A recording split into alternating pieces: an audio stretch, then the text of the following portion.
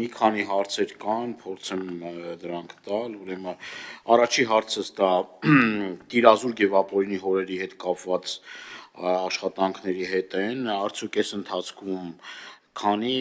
տիրազուրկ եւ ապօրինի հորեր են կոնսերվացվել, ինչ իրավիճակա, ինչ պատկեր է տեղ, որովհետև մենք բազմաթիվ անգամներ հանձնաժողովի նիստում քննարկել ենք այդ հարցը, չեմ ուզում ավելորդ անգամ նորից էլի բան անենք, խոսենք դրա մասին, բայց շատ կարևոր է իմանալ, թե արդյոք այս ընթացքում ինչ որ աշխատանքներ տարվել են, թե չեն տարվել եւ ինչ իրավիճակում են, ինչ իրավիճակ է այդտեղ, որովհետև բազմաթիվ, գիտեք, հորերի ջրեր հոսում էին եւ գնում էին ապօրինի տենց շատ հորեր կային։ Առաջին հարցս այդ է, երկրորդ հարցը, ուրեմն դուք ասիք Սևանա լճի մակարդակի հետ կապված, որ Սևանա լճի մակարդակը բարձրացել է, բայց դա բնակլիմայական պայմաններով է պայմանավորված դրա բարձրացումը եւ նաեւ հարց եւ նաեւ հորդոր, որ այս տարի գոնե թե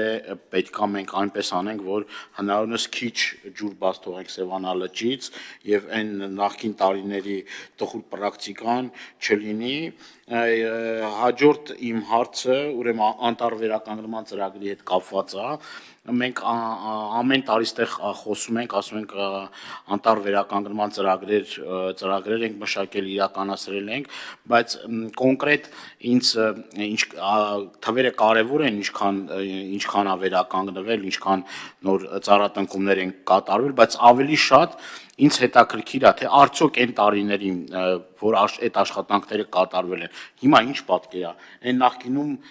տնկված ծառերը հիմա ինչ վիճակում են, որովհետև մենք սենց ասում ենք, այս տարի էս արեցինք, այն տարի այն արեցինք, ու սենց թվերը նայում ես, կարծես թե վատ չի, բայց արդյունքում գնում ես իրականում պատկերը տեսնում ես, չորացած ծառեր, որոնք որ ժամանակին խնամքի բացակայության արդյունքում հայտնվել են այս իրավիճակում։ Դուք նաև նշեցիք ստեղ սուբվենցիոն ծրագրի մասին, որ իրականացրել եք 1 միլիարդ, ազդագիր համայնքների, ես կուզեմ մի քիչ մանրամասն դրա մասին էլ խոսեք, քանի որ հարցերը շատ են։ Շնորհակալություն, խնդրեմ պարոն Սիմոնյան։ Սկսեմ ուրեմն հորերից եւ իհարկե մասնավորապես Արարատյան դաշտի ավազանի վերաբերյալ, կարծում եմ կհիշեք, որ մենք օրենսդրությունը մշակեցինք եւ 40% շրջանառող այս կարգավորումը տվեցինք, որ ձկնաբուծարանները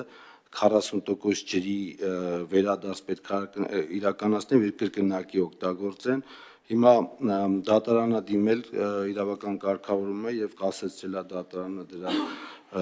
կիրարկումը, մինչեւ վճիռը կլինի, բայց մենք իհարկե հիմա նաեւ օրենսդրական փոփոխությունների նոր պատկերացումներ ունենք, ուզում ենք այդպես առաջ գնանք, այսինքն հորերի լուծարման կամ Տիրազուրկի մասին հիմա բյուջետավորում ենք անում այս տարի լուծարում իրականացնելու ուղղությամբ վիճակը այդ առումով ուրեմն էսա, բայց նաև մենք իհարկե խորքային ավազանի Արարատյան ջրի օգտագործման արդյունավետության վրա ենք աշխատում, օրենսդրության մասին արդեն ասեցի։ Սևանի մակարդակի վերաբերյալ Արարատյան դաշտավայրը կարևոր է, Սևանի ջրի բաց թողման ուղղությամբ այն ինչ անում ենք, ինչ փորձում ենք իրականացնել ջրերի խնայողության համար, նաև ուղիղ կապ կունենա Սևանի ջրային պաշարների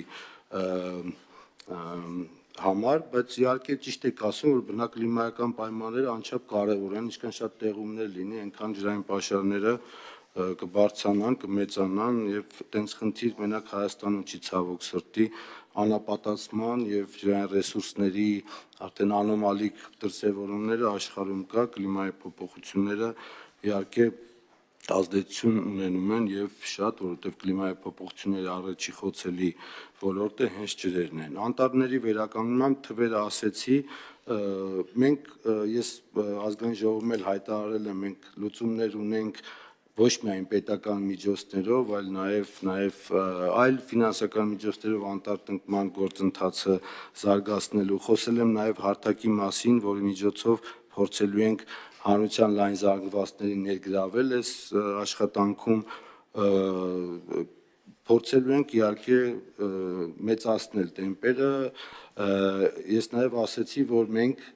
լրացման աշխատանքներ ենք կատարել, այսինքն նախկին տարիներին, երբ անտառ ենք տնկել, շուրջ 490 հեկտարի կարգի էլ լրացման աշխատանքներ են կատարել, սա ձերեն հարցի պատասխանի համար եմ ասում, որ միտեղ չորանում է կամ տենց ենք տեսել, մենք հիմա արդեն հենց դրա վրա էլ ենք կենտրոնանում, որ արդեն տնկված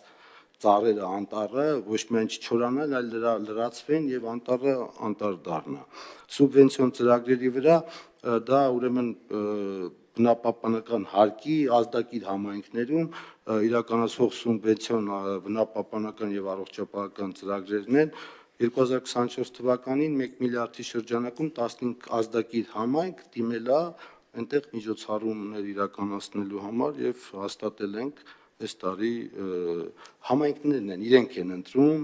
թե ինչ ծրագրեր իրականացնենք դիմում են եթե դրանք կարգավորումների եւ այսինքն ազդակիր համայնքի բնապահպանական կարիքների համար իրականացվում հաստատում ենք մի քիչ երևի շատ մանրամասն Հնարավոր նստկար չա բան։ Այո, ուրեմն պարոն Սիմիջյան, դուք իմ հարցին չպատասխանեցիք, ես Տիրազուր Գևապորինի հորերի մասին էի հարց ուղղել, թե արդյոք մենք բազմաթիվ անգամներ այս ուրեմն բանում մեր հանձնաժողովի նիստում քննարկել ենք, ասել ենք, որ բազմաթիվ նման հորեր կան, որոնք որ ջուրը անխնա ուրեմն հոսում է եւ դա որևէ մի օգուտ չի բերում բացի վնասից եւ կառավարության պոզիտիվ պարտականությունն է, որպեսզի այդ ուղղությամբ աշխատանքներ տանի եւ անցած տարի մենք այստեղ քննարկում էինք, որ կառավարությունը պետք է գումարներ հատկացնի, որպեսզի այդ հորերը կոնսերվացնեն, այդ մեր ջրային պաշարները, որ այդքան խոսում ենք, ասում ենք դրա մասին, կարողանանք ճիշտ կառավարել եւ ի վերջո կարծեք թե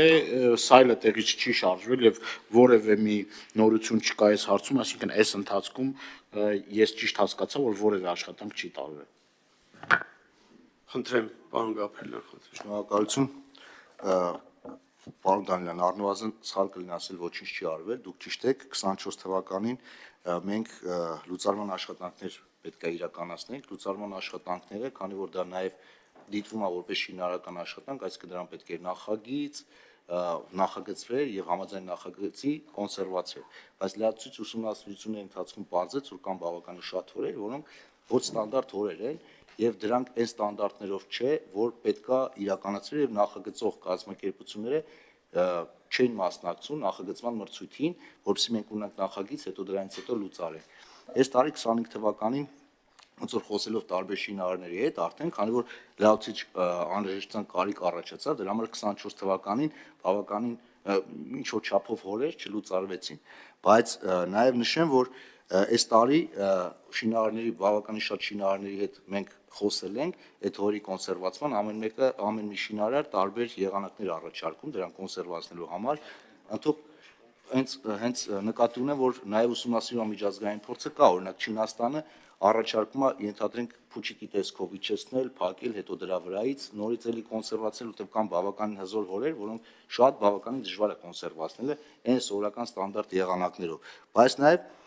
նշեմ, որ անցած տարի կոնսերվացվել են որոշ նաև հորեր, իսկ 24 թվականի ընթացքում բավականին շատ մրցումներ է իրականացվել եւ 6 հորեր ընդամենը 51 հորից 58 թվից 6 հորեր լուծարվել են, դրանից 3 որոշները ստացել են նաև ջրօգտագործման թույլտվություն օրինականացվել են, հիմնական ոռոգման նպատակով եւ ջրօգտագործման թույլտվություններ են ստացել եւ մեկ որոշ հորեր էլ նաև սեփականատերեր իրենք արդեն իրենց միջոցներով նաև կոնսերվացել են, որ իրենց տարածքներում են եղել, բայց հիմնական մեր խնդիրը ոչ ստանդարտ հորերի հետ կապված։ Շնորհակալություն, ելի հարցեր խնդրեմ, պարոն Ղազարյան։ Փորձենք ժամանակում տեղավորել։ Շատ հարց